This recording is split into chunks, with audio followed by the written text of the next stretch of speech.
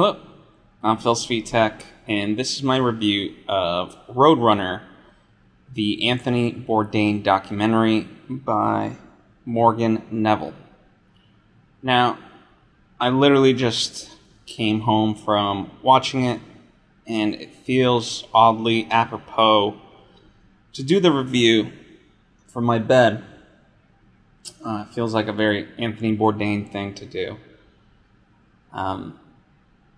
This movie is very powerful for a number of reasons. And just taking a quick step back, for me, I didn't really know that much about Anthony Bourdain. I didn't really watch Parts Unknown or any of the other stuff. All I really kind of knew about him was that he was a world-renowned chef. He had a series of shows, and that he committed suicide, and that he meant a lot to a lot of people within my life. And I was curious to see his life on screen, to learn more about him, and also the story, the fascination, what drove him, and obviously what pained him. And this documentary, it's very, as I said, powerful. Like, it starts off fairly light, but definitely as time goes by, it gets pretty dark, just because of the subject matter. And if you know the progression of his life, you kind of understand and will anticipate those things. And in general, knowing the dramatic irony of it, where his life obviously leads to, you kind of know it's going to go down that path. So I'm not spoiling anything there. And it grapples with the idea of who is the real Tony. Was it this person? What mattered to him? Was it this person that did enjoy life, that found moments of happiness, but wasn't able to hold on to them? The idea of normalcy. There's the idea that, how lucky he was in a lot of ways, and by exposing himself to the world, there's so much to this world that is unjust and so forth, and that really had an effect on him, his effect on people and so forth. Like, all that is there. And the good part about it is you get some really good interviews from people who interacted with him a lot. His wives, his best friends, his co-workers, his creative partners. And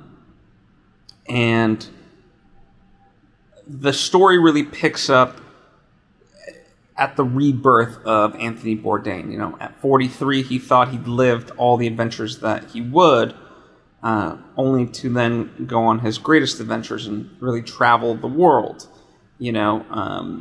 Up until that point, he wasn't really traveled. The travels that he'd done were more so through books and movies, and so he had this imagined sense of the world. And by going out and exploring it, it was going to test this theory of, is the world how people have made it out to be, or is the actuality of it going to be different? And you can kind of see that process happen for Anthony, and how he comes to terms with it, how he comes to grips with it. And what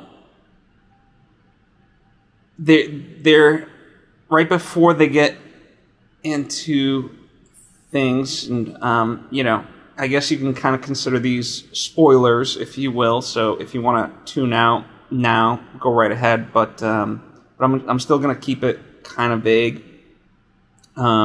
Just more so about like tone and stuff like that.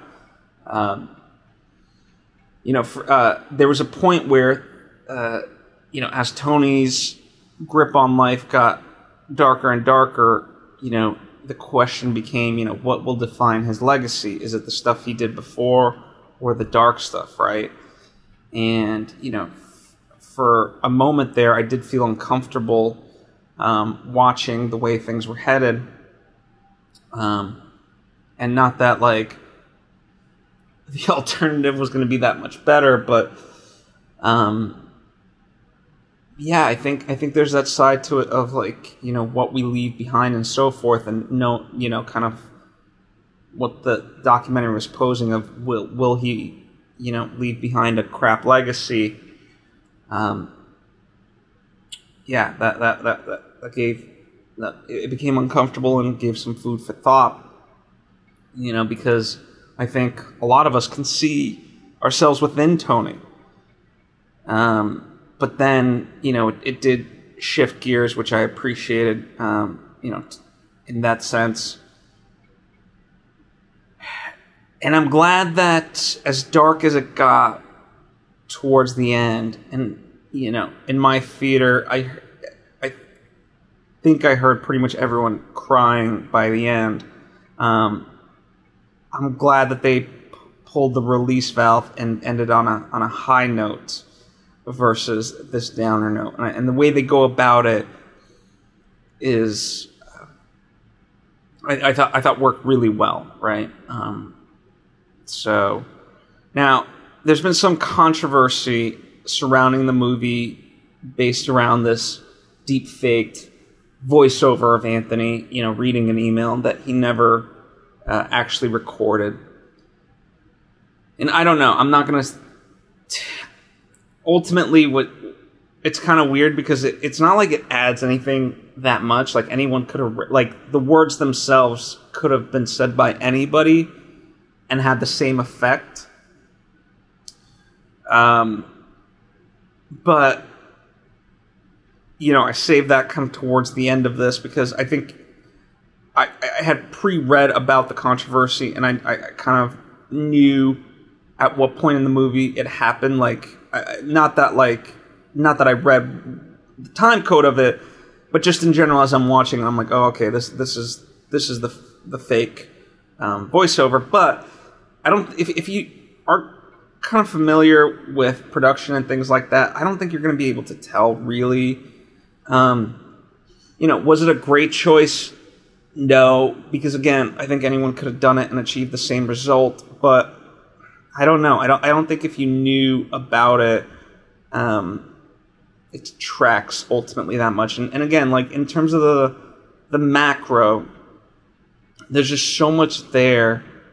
In terms of Anthony's life and so forth, that to me, that's what matters, right? Not and whatever, call it a misfire, call it something bigger, or call it nothing.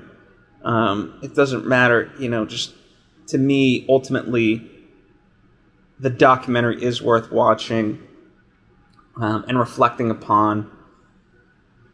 And the effect we have on each other, how much we can be there for each other, what sometimes we should be saying to people around us or ourselves, because of the internal struggle we all face, and having a little bit of humility and compassion.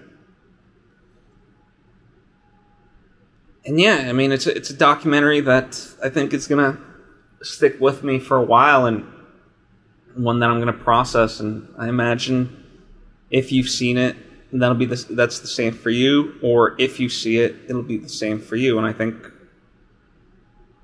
that matters. I think that's important. And so in that same way, I invite you to comment down below or hit me up on social media and let me know what you thought of the documentary, like what's processing in your mind. Because Anthony, a lot of times, you know, especially like he played in the nuances, and almost like the secrets of life were in the unknowns. That's why I don't think it's a coincidence that he called the show Parts Unknown. And it's about, you know, being proven wrong constantly, and coming to grips with that and being okay with that, and just trying to evolve yourself as a human being, and also being inspired that, you know, that you can always change your life at the age of 43. You know, his life really took off.